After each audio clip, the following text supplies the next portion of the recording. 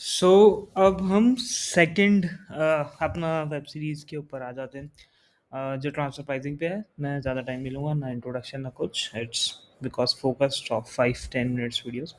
Evolution of transfer pricing in India पढ़ने से पहले बता दूं, सीए फाइनल के कोर्स की बुक्स है। If anyone is opting for international taxation, this series will cover the entire syllabus.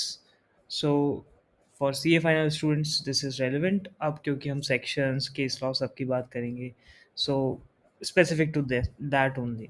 But अगर ट्रांसफर प्राइसिंग हमें पढ़ना है तो ट्रांसफर प्राइसिंग की पहले हिस्ट्री जाननी होगी। क्योंकि मेरा एक्सपीरियंस यह है, सी ए फाइनल या अगर आप प्रैक्टिकली जॉब करते हैं तब आपको फील्ड में इंटरेस्ट होना चाहिए, प्लस आपको फील्ड के बारे में पता होना चाहिए, और पता होने के लिए ज़रूरी है फिर से इंटरेस्ट होना चाहिए। देयर इज़ अ लूप, अगर आप देखोगे तो। आपका अगर इंटरेस्ट नहीं आएगा तो आपको इतना टैक्स लगेगा, याद नहीं होगा, कुछ भी सही नहीं होगा। इंटरेस्ट जगाना है इसमें, तो उसके लिए समझना पड़ेगा ज़रूरत क्या है। ज़रूरत समझने के लिए हम चलते हैं हमारे स्टडी मटेरियल्स पे। मैं तो स्टडी मटेरियल्स और प्रैक्टिस मैनुअल्स जो भी अभी आ रही है, आईसीएआई की क्वेश्चंस, उनसे बेस्ट रिसोर्स कुछ नहीं होता, उनसे कंप्लीट रिसोर्स कुछ नहीं होता। अगर आपको फिर भी किसी ट्यूशन टीचर्स के क्वेश्चंस क्वेश्चंस करने हैं, आप कर सकते हैं, that is your choice. But I would recommend in ICAI's modules for learning everything, because they are quite comprehensive. सब कुछ है उनमें, और आप उन्हें पढ़ेंगे, बार-बार पढ़ेंगे, मार्क करेंगे, आप पक्का अच्छा स्कोर करेंगे। सिर्फ़ पास नहीं होएँगे, अच्छा स्कोर करेंगे। तो ठीक है, चलते हैं। तब 1991 से हमारा लिबरलाइज़ेशन की पॉलिसीज़ आई थी। इंडिया काफ़ी क्रंच में चल रहा था, और उसके बाद हमारे फाइनेंस मिनिस्टर्स ने और बाकी सब ने मिलके एफ़र्ट्स किए, इंडिया को उस फ़ेज़ से निकाला, लिबरलाइज़ेशन, ग्लोबलाइज़ेशन की पॉलिसीज़ आई। तो तब तक ट्रांसफर प्राइसिंग का इतना नहीं था, और इनकम टैक्स एक्ट भी 1922 जो था वो चल रहा था। उसके सेक्शंस के बारे में हम नहीं बात करेंगे, because that is not part आपके करिकुलम का, क्योंकि ये हिस्ट्री है। 2001 से पहले जो इंडियन गवर्नमेंट और ब्रिटिश गवर्नमेंट के बीच में जो इंडियन कंपनीज़ और ब्रिटिश कंपनीज़ के बीच में जो ट्रांज़ैक्शन होते थे, उनको काफ़ी इस तरह से स्ट्रक्चर करते थे कि या तो इंडिया में कम प्रॉफ़िट हो, या प्रॉफ़िट ही ना हो, लॉस हो जाए, जिससे इंडिया का टैक्स बेस इरोड हो। ऐसा ही एक केस था, Mazagon dock limited versus CIT. Important case नहीं है, but this is the beginning of transfer pricing. Just important है in the beginning, in the history, but not as from the exam perspective. Can be asked, anything and everything can be asked, I cannot, but just my opinion. आप इसमें देखेंगे तो transfer pricing उस time पे बहुत rudimentary stage पे था। But जो केस के अंदर सुप्रीम कोर्ट का क्वेश्चन था, the question before Supreme Court was whether the transaction between the non-resident British companies and the Indian company were at arm's length. Arms length के बारे में भी जानेंगे, बट इट्स जस्ट अभी के लिए एक ऐसी प्राइस जो दो पार्टीज बैठ के डिसाइड कर ले कि हाँ, इस प्राइस, और वो दोनों पार्टीज इंडिपेंडेंट हो। कोई अपने जैसे आप मार्केट में सब्जी खरीदने जाते हैं, बेसिक एग्जांपल है, वो 20 बोलता है, 15 दे के आते हैं, तो 15 जो है आर्म्स लेंथ प्राइस हो गई, कि आपने नेगोशिएशन किया, 15 पे आपने सेटल किया, ठीक है। सो ऐसे ही क्वेश्चन ये था कि ब्रिटिश कंपनीज और इंडियन कंपनीज जो है उनके बीच में ट्रांजैक्शन आर्म्स लेंथ पे है कि नहीं, या फिर ब्रिटिशर्स हमें चूना लगा रहे हैं। इफ़ नहीं, वेदर इट इज़ कवर्ड, अगर नहीं भी है तो क्या हमारे इनकम टैक्स एक्ट 1920 जो पुराना एक्ट था, क्या उसमें कवर है। उन्होंने ऑब्जर्व किया कि क्वेश्चन ये नहीं है कि non resident carry on business in the resident, the arrangement has to be looked into on the taxability. so taxability के पर्सपेक्टिव से हमें इसे देखना है, सिर्फ आर्म्स लेंथ के पर्सपेक्टिव से नहीं देखना है। हमारे सुप्रीम कोर्ट ने रिजेक्ट कर दिया इंडियन कंपनी का जो कंटेंशन था। इफ एनी इंडियन कंपनीज को बोला गया, अगर कोई ऐसा ट्रांजेक्शन आपने किया है जिसकी वजह से आपको कम प्रॉफिट आपने इंडिया में बुक किया है, तो आपको वो प्रॉफिट पे टैक्स देना पड़ेगा। Or the court expressed the view that the fact that the dealings were such as to yield no was immaterial. So it was decided that कि जो भी डीलिंग्स है उनको ऐसी तरह से स्ट्रक्चर किया है कि प्रॉफिट ना हो, वो इमटेरियल है। आपने टैक्स जो फॉरगो किया है उस पे आपको टैक्स देना ही पड़ेगा। जो सेक्शन 42(2) था पहले इनकम टैक्स एक्ट में, जिसको अब 92 सेक्शन 92 के अंदर डाला गया इनकम टैक्स 1961 रूल, एंड उसके साथ कुछ रूल्स आए, रूल 10, रूल 11। सो 92 के लिए जो, दिस इज़ वेरी रूडिमेंट्री, मैं इसमें इतना डिटेल में नहीं जा रहा हूँ क्योंकि इनका इतना डिटेल बनता भी नहीं है, क्योंकि हम पूरा सेक्शन पढ़ेंगे आगे, सब कुछ है स्टडी मटेरियल में, इट्स जस्ट अ हिस्ट्री।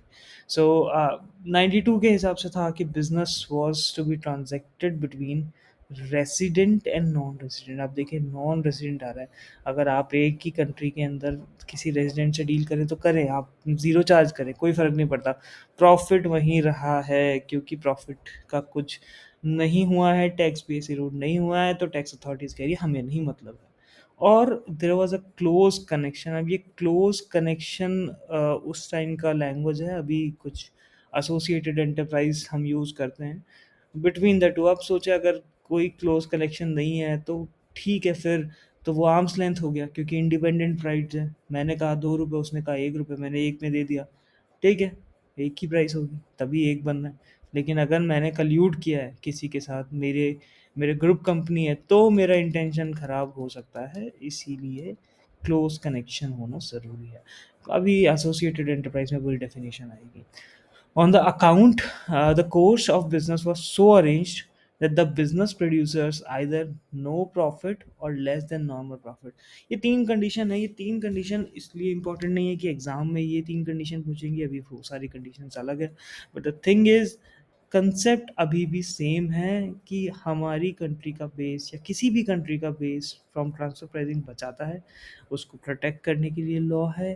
और क्यों है ये, क्योंकि वो दो एकदम सेम कंपनी की, सेम ग्रुप की कंपनीज हैं, उनके डायरेक्टर सेम हो सकते हैं, उनका ट्रांजैक्शन का बिजनेस सेम हो सकता है, और अगर या फिर उनका बिजनेस इस तरीके से अरेंज हो सकता है कि उसमें ना तो कोई प्रॉफिट हो, या फिर नॉर्मल प्रॉफिट जो कि होना चाहिए था उससे कम हो रहा है। जैसे वो 800-900 वाला एग्जाम्पल, अगर किसी ने पहला वाला वीडियो देखा हो, तो उन्होंने कॉस्ट को ऊपर नीचे कर दिया कंपनीज ने अरेंजमेंट में, और ऐसा कर दिया। अगर ऐसा कुछ होता है, इन कंडीशंस में मिलता है, तो असेसिंग ऑफिसर के पास यानी कि एओ के पास पावर है कि वो डिटरमाइन करे the amount of profit which may reasonably have been derived for such business and include such amount in the total income of the resident. So मतलब वो प्रॉफिट दोबारा से डिटरमाइन करके उन पे टैक्स लगा दे, तो ये काम हो गया असेसिंग ऑफिसर। अब ये रूल्स हमारे इतने काम के नहीं हैं, बट ठीक है, ये क्योंकि पुराने रूल्स हैं, सब कुछ है, तो this is just history brief background of it. क्यों है ट्रांसफर प्राइसिंग, कहाँ से आया ट्रांसफर प्राइसिंग इंडिया में, और अभी इसकी कितनी इम्पोर्टेंस है। अब रूल 10 और रूल 11 उस टाइम पे बनाए थे हमारी मैथोलॉजी वर्कआउट करने के लिए, कि अब ठीक है वो करेगा डिटरमाइन, बट कोई मेथड भी तो होना चाहिए ना कि कैसे डिटरमाइन करेगा। बोल दिया डिटरमाइन कर दो, वो तो क्या देगा, 1000 रुपये है, 100 नहीं है, तो कुछ भी थोड़ा ना कर देगा। तो that is why there are some rules methods which is prescribed कि ऐसे निकालेगा वो अमाउंट, कि हाँ ये this is some scientific, if not at all vague, कि वो ये तो सिर्फ assessing officers words against the company हो गया। सो कुछ मेथड होना चाहिए, ठीक है। बट अमेंडमेंट से पहले जो था वो इस कुछ कुछ कमियां थी उसमें, क्योंकि उस वो इतना सील टाइट नहीं था कि उसमें लूप होल्स नहीं दिखे, और हम इंडियंस तो लूप होल्स निकालने में सबसे सबसे पहले हम लूप होल्स ढूंढते हैं, फिर हम लॉ बनाते हैं, मुझे तो ऐसा ही लगता है। बट ठीक है, सो द सेक्शन, उसमें कुछ लूप होल्स थे, जैसे section applied only to businesses between resident non resident. Since business demands a continuity of relationship, isolated transactions were outside its purview. So अब ऐसे आइसोलेटेड ट्रांजेक्शन कैसे हो सकते हैं, जैसे आप मान लीजिए दो रेजिडेंट में ट्रांजेक्शन हो रहा है, और जो ट्रांजेक्शन करवा रहा है वो एक नॉन रेजिडेंट है। नॉन रेजिडेंट ने बोला है एक और रेजिडेंट को कि तू इससे कर ले, थर्ड पार्टी को बोला और मैं तेरे से कर लेता हूँ, मतलब वही लूप होल निकालना कि कुछ ए है बी है, और वो दोनों सेम ग्रुप की कंपनी है तो बी ने किसी थर्ड पार्टी को बोला कि तू ए से ट्रांजेक्शन कर ले, मैं नहीं डायरेक्ट करता, तो वो सब सारी चीज़ें जो है वो कवर नहीं है।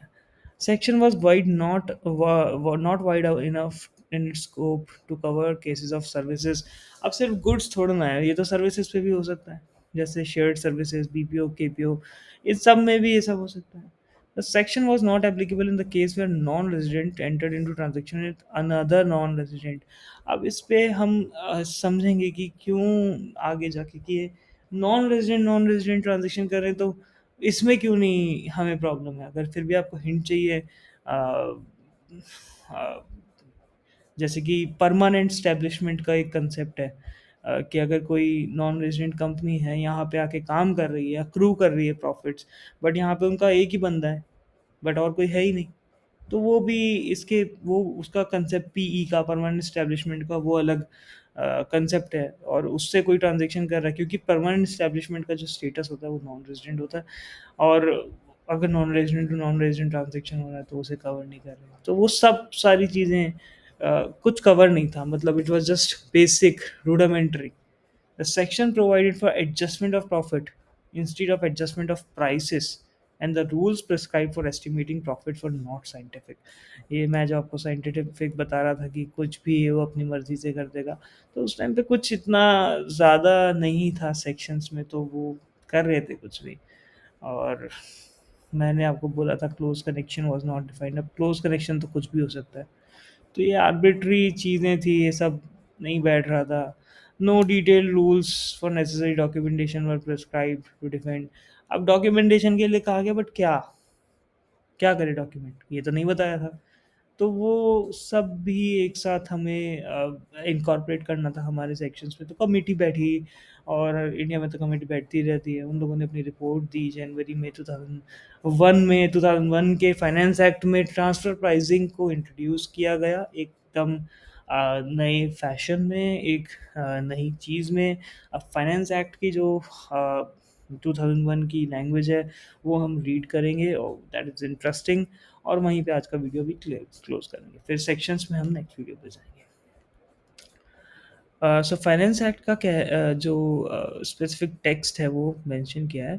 The increasing participation of multinational groups in economic activities in the country has given rise to new and complex issues emerging from transactions entered into between two or more enterprises belonging to the same multinational group। जो मैं इतनी देर से आपको बोल रहा हूँ कि international transaction बहुत ज़्यादा हो गए, ग्लोबलाइजेशन ज़्यादा हो गया, एक्टिविटीज़ बढ़ गई, और बहुत सारे कॉम्प्लेक्स इशू आने लगे, सर्विसेज इंटेंजिबल्स आने लगे जो पहले देख ही नहीं रहे थे, पेटेंट्स, वर्कफोर्स, कुछ भी आ रहा है और कुछ उसका टैक्स नहीं हो रहा है सब। अब जैसे अभी करंट सिनेरियो में डिजिटल सिनेरियो करेंसी चल रही है, और ये कंटेंट एनएफटी, ये वो आपका सब कुछ चल रहा है। इसका भी आएगा, कुछ ओईसीडी काम कर रहा है डिजिटल इकोनॉमी पे, और उन्होंने कुछ रोल्स और बैकग्राउंड तैयार किया है, और उसके वो नहीं होगा शायद करिकुलम में, तो अभी उस पर डिस्कशन करने का फ़ायदा नहीं है, बट ठीक है। सो द प्रॉफिट्स, ये इन्होंने प्रॉब्लम स्टेटमेंट बताया है, पहले आप समझें इसे, ये प्रॉब्लम स्टेटमेंट क्यों ज़रूरत है, इसलिए ज़रूरत है। The profits derived by such enterprises carrying on business in India can be controlled by multinational group by manipulating the prices charged and paid in such intergroup transactions, thereby leading to erosion of tax revenues. With a view to provide a statutory framework which can lead to computation of reasonable, fair, and equitable profits and tax in India, in case of such multinational enterprises, new provisions are proposed to be introduced in the। तो आप देख रहे हैं कि एक finance act में उन्हें ये सब लिखना पड़ा कि इतने मल्टीनेशनल ऑर्गेनाइजेशंस हैं और वो अपने प्राइसेस को मैनिपुलेट कर रहे हैं, और उससे इंडिया का टैक्स बेस इरोड हो रहा है, और उस वजह से हम लोग इनको इस सब को इंक्लूड कर रहे हैं। सो जिसने भी ये देखा, just like a brief history of transfer pricing in India, I'm going fast because this is not very relevant from exam point of view, और मुझे कंटेंट जो है वो एग्ज़ाम के पर्सपेक्टिव से भी देखना है, बट हाँ, इससे आपको एक ब्रीफ बैकग्राउंड मिला होगा कि कैसे ट्रांसफर प्राइसिंग आया इंडिया में, और क्या अब हम करने वाले हैं। हम नेक्स्ट वीडियो से स्टार्ट करते हैं। Thanks a lot for watching this. Thank you.